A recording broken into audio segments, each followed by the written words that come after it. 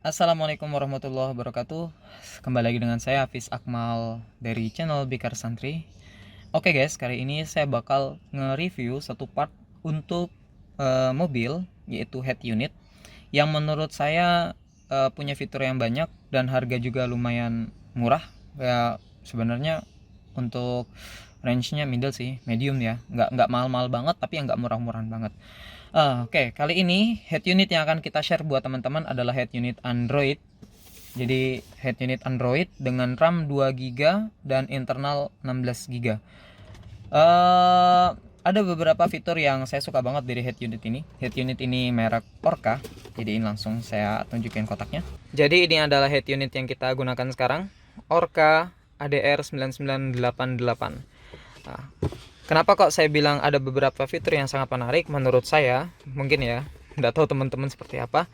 Karena ada voice comment. Ini yang paling penting menurut saya sih ya. Oke guys, jadi spesifikasinya adalah yang pertama dia sudah Android iOS 10.0, kemudian 9 inci.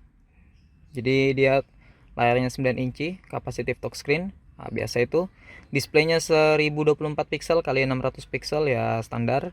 Ada radio, ada Bluetooth ya udah itu standar banget lah. USB 2.0 aux ya itu standar juga. Ada GPS planet navigation ya itu lumayan lah ya, walaupun kadang ada beberapa yang enggak, ada yang ya. Kemudian ada output powernya 50 watt kali 4 sound, speaker 4 sampai 8 ohms. Oh ini anunya. Ada kamera belakang, kamera depan, ada input kamera depannya juga guys ya. Cuman saya belum ngetes untuk kamera 360 apakah dia support atau enggak. Kayaknya sih enggak sih ya. Kemudian support steering wheel control. Jadi kebetulan karena Siren ini nggak punya uh,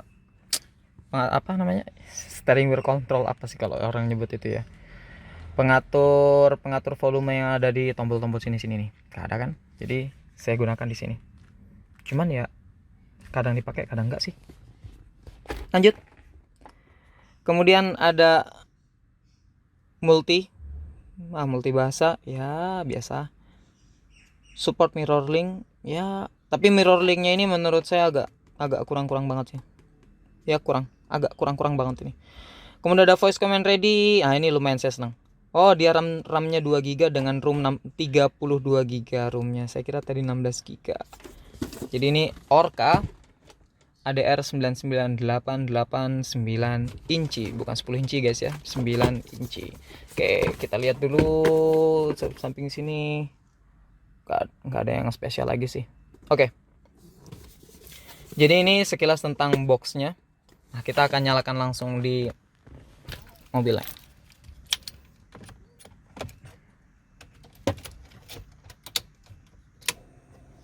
Oke. Ini tampilannya. Saya nyalain aja gini. Nah,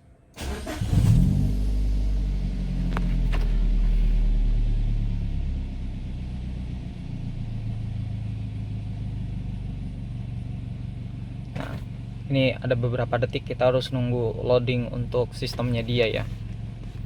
Nah, ini saya menggunakan bahasa Indonesia. Nah, jeleknya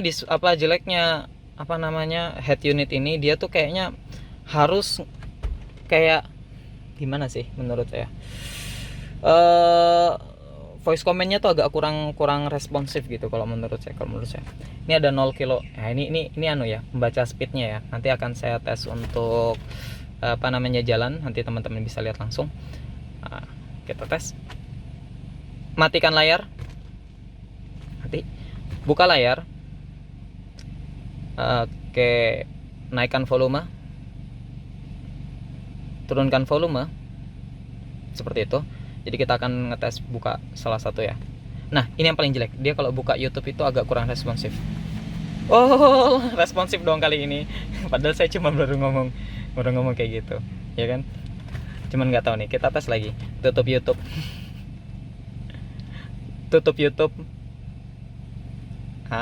Loading sangat lambat sekali ya, wajar ya, Android 2 GB ya. Oke, kita akan lihat. Kita akan, ini kalau misalnya saya putar nih takutnya kena kena kenapa namanya apa ya yang kira-kira nggak bakal jadi. Wah iya, Ustadz Adi Hidayat. Ustadz, mohon maaf Ustadz, saya ini untuk buka ngetes, jadi saya putar ceramah sampean Ustadz.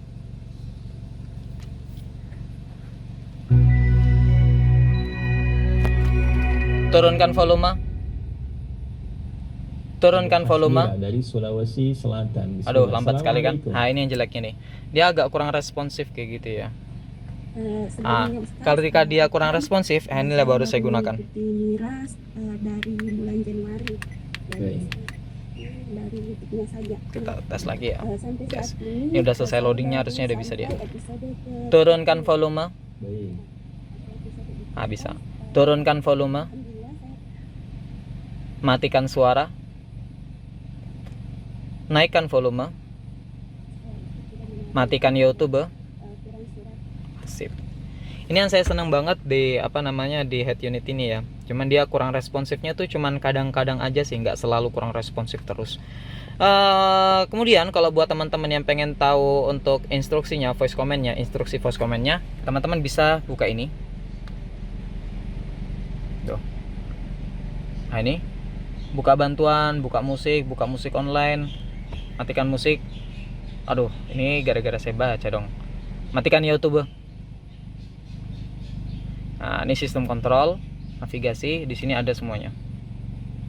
Tuh, ini untuk apa yang harus kita sebut. Ini saya menggunakan bahasa Indonesia guys ya, biar gampang.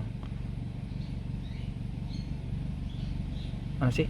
Oh, segini aja. Bukan navigasi, matikan.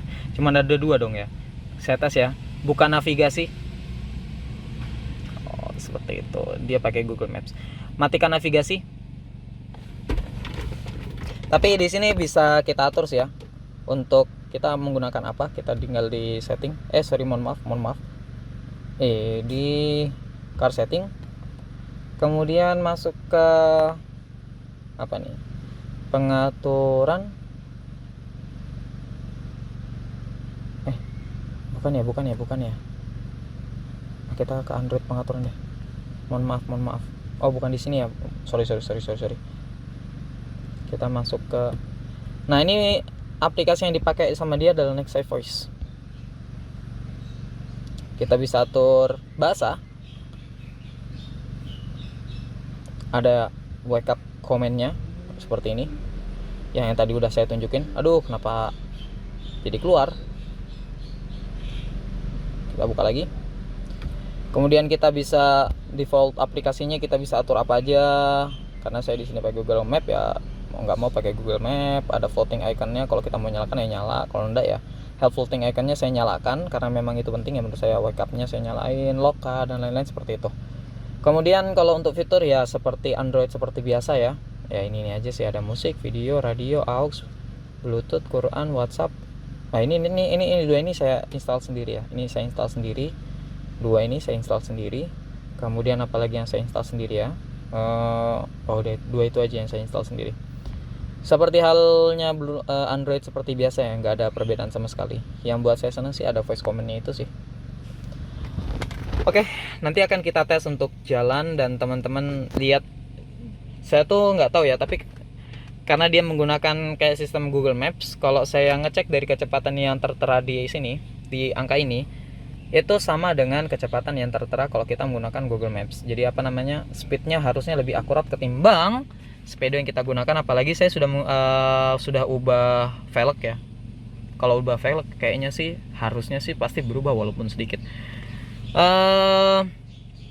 Jadi samalah apa yang ada di speedo di kecepatan sini sama di situ. Perbedaannya kalau saya lihat di standarnya saya pakai itu perbedaannya 5 sampai 7 km. Cuman ada cumannya nih. Kalau teman-teman enggak gunakan internet, jadi dalam kondisi standby tanpa internet sama sekali, dia sedikit agak lebih lambat ketimbang teman-teman menggunakan internet langsung. Nah, kalau seperti itu berarti tandanya dia punya built-in navigasi pribadi gitu mungkin, karena bisa baca langsung tanpa kita harus koneksi internet. Nggak tahu ya kayak gimana ceritanya. Mungkin dia punya built-in GPS navigasinya sendiri langsung. Oke guys, saya akan jalan tanpa menggunakan koneksi internet ya. Ini teman-teman, jadi kalau kita misalnya menggunakan head unit ini, dia ada navigasinya langsung ya. Jadi kecepatan kita, mungkin dia nggak real banget. Ini kita lihat di 35, di sini sekitar 30-an, tapi masih di bawah 40. Naik, di sini juga naik. Jadi perbedaan antara navigasi sama yang apa namanya yang ada di speedometer kita tuh mungkin perbedaannya sekitar 5 kilometeran. Segitu sih perbedaannya. Apalagi kelebihan dari head unit ini? Itu aja sih kayaknya. Oh iya, tadi udah kelebihan tuh. Kelemahannya yang pertama, voice command-nya kadang kurang responsif ya, kurang responsif. Habis itu nih gesernya juga tapi sebenarnya udah standar sih untuk memori 2 GB. Cuman menurut saya itu masih agak kurang juga sih. Kemudian kalau kita menggunakan 3 aplikasi berbarengan, ya standar juga. RAM 2 GB seperti apa sih teman-teman ya? Kalau saya membuka YouTube dan ya begitulah. Kalau misalnya saya buka ini aplikasi ini kemudian saya buka Maps gitu, saya buka Maps. Oh iya, untung Maps ya, bukan Navi. Nah, kalau Navi dia buka langsung dia. Itu kalau saya buka pasti yang YouTube-nya lancar, tapi Maps-nya tuh kayak lambat banget, gerakannya tuh kayak patah-patah banget. Jadi kalau saya buka Maps tuh harus gunakan satu aplikasi Maps aja kayaknya. Nggak bisa kayak multitaskingnya tuh agak kurang. Ya wajar, 2 GB. Itu yang kedua. Yang pertama kurang responsif, yang kedua dia agak lambat, mungkin karena RAM-nya kecil juga. Yang ketiga adalah kualitas produk. Ini teman-teman saya makainya sekitar 1 tahun. Saya nyalain, tak, teman-teman bisa lihat ada 2 tombol yang LED-nya sudah mati.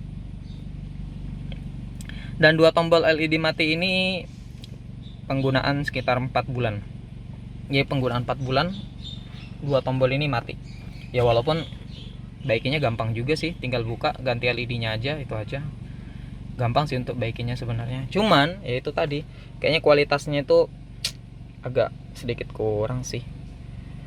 Untuk harganya nanti saya masukin di link aja deh.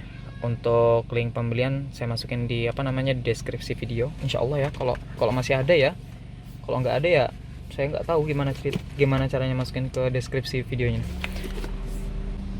Oke guys, mungkin itu aja review head unit dari saya. Teman-teman mau review apa lagi? Silahkan isi kolom komentar. Jangan lupa like, share, and subscribe channel Biker Santri biar kita tambah berkembang. Salam satu aspal. Assalamualaikum warahmatullahi wabarakatuh.